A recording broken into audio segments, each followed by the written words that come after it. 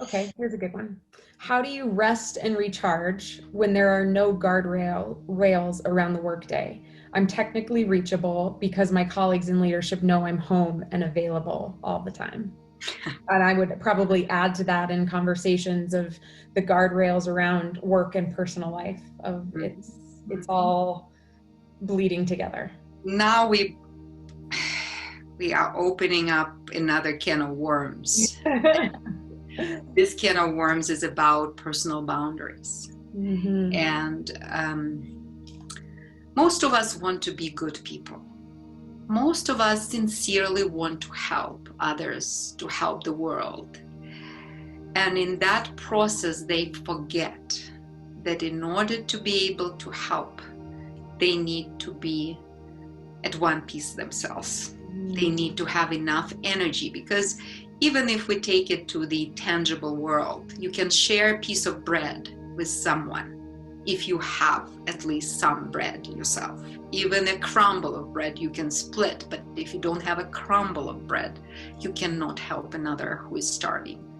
And with energy, I think this is our bread and water and butter, and our energy is our main asset. I deeply believe it. And very often we are so reckless about our energy. We spend it recklessly, right and left. And the main sources of drainage of energy are fear, anxiety, gripping. Mm-hmm. We call it stress. Stress, it's a too vague word. Stress, it's just too many things. If we pinpoint this, so what is taking my energy right now?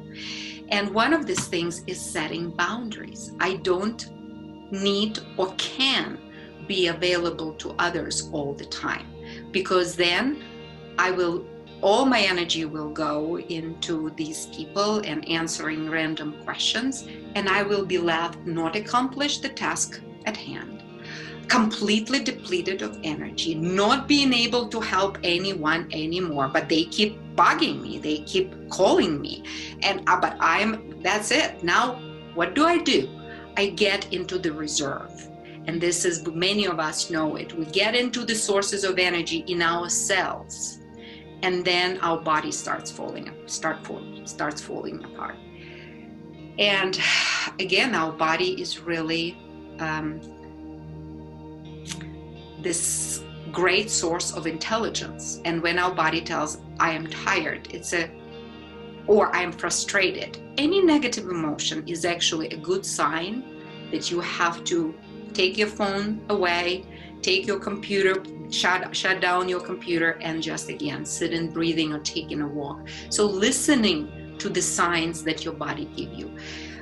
I think we would need to talk about boundaries in further details, but the first thing, you can say no. You can not answer the phone. You can not turn the phone for the entire day, or the computer for the entire day. You choose not to because it's your autopilot. It's more familiar. It gives you an illusion of control. So the first step is telling yourself, oh, I can say no, or I can, as I just said. This is the first step. And then I would be happy to dive into it deeper, of what personal boundaries are and how to develop them. I love that. Maybe that's the next conversation. 2 thoughts in listening to you of having trouble turning off. I think this is something that I experienced a lot in the past of, yes, setting boundaries, but it also feels good to be needed. It also feels good to be asked to do something. I need this, help me. And for me, it feels good to be needed. So that is also a barrier in turning off and the old conditioning that we're brought up in. And I think second, and this is something we can talk about when we talk about boundaries, is it's one thing to know them, it's another thing to communicate them.